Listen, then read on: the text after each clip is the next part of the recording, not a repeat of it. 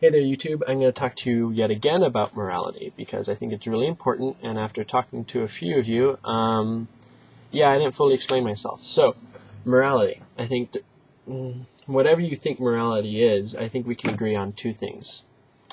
One, that morality needs good and evil. Two, that you should do good and shouldn't do evil. Okay, so I'm going to talk to you about the first part, good and evil. Now, I don't think good and evil, or the existence of good and evil, necessitates God's existence. I don't think you need to believe in a God to believe in good and evil. I think that goes way back to Plato. Plato didn't believe you needed God for good and evil, especially since their gods weren't really all that good. So you can be atheist, you can be agnostic, you can be a theist, you can be whatever you want and still believe there's good and evil. You can even believe good and evil are subjective and whatever you want to feel. Or you can believe anything you want and still have good and evil. Fine, whatever. Now, the second part about morality, okay, this is more complicated, is that you should do good and shouldn't do evil. Okay? And I think this is what requires God. Okay? So, to illustrate my point a little bit better, when talking a little bit more about what a should is, I have this pen. Okay? This is my favorite pen, by the way. And if I ask you what should I do with this pen, you would probably say you should write with it.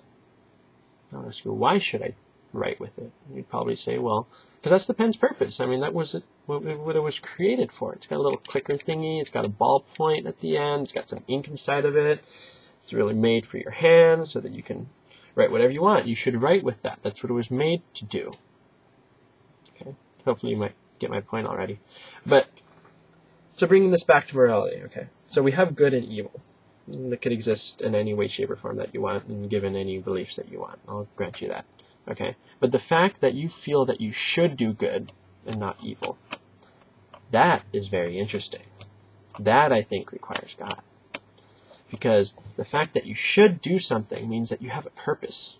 That's why you should do it. You're made to do that. That's your purpose. Okay? You can only have a purpose if you've been created for that purpose. You can only be created for a purpose if there is a creator, okay?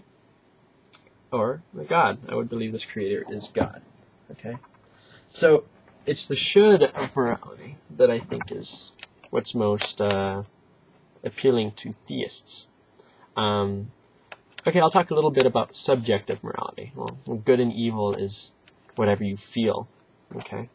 Well, what's interesting about, if you believe that good and evil is basically whatever you feel is good and evil, well then there's no reason you should do it. It just means you would do it. If I really like the flavor of chocolate ice cream, and it's just a value judgment, that just means I probably would eat chocolate ice cream. Doesn't mean I should. I wasn't created to eat chocolate ice cream. I'm not a chocolate ice cream eating machine. That's not what I should be doing. It's probably what I would do though, if I really liked it. And I can't say that anyone else should or shouldn't eat chocolate ice cream or anything like that. You can't get the should. At least not the same should. You can only get what you would do. Because if you make morality a value judgment, you only get would, not a should. Now, sure, some of you atheists are like screaming at me saying, well, don't we already know there's no creator? Don't we have evolution? Isn't evolution scientific fact? And doesn't that prove we've been created by random chance and don't have a creator, and therefore don't have a purpose, and therefore don't need morality? And therefore this feeling of morality that everyone has had since the dawn of time as we know it is just a facade. Isn't that true? Well, it'd be like, no. And it's not because I'm some stupid, ignorant, creationist Christian or whatever you want to call me. Well, just to tell you, yes, I did.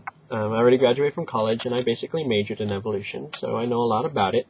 And what I'm going to do in my next video is show that creationism and evolution aren't mutually exclusive. I think they not only can fit together, but complement each other really nicely. And secondly, I'm going to argue that evolution almost needs a God.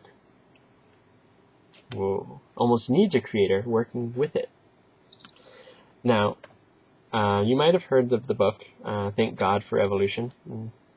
It's a pretty cool book. I haven't read it myself, but I know it's basically what it's trying to say. And yeah, that's going to be my next video. So tune in to how you can still have a creator even if evolution is scientific fact, as they would say.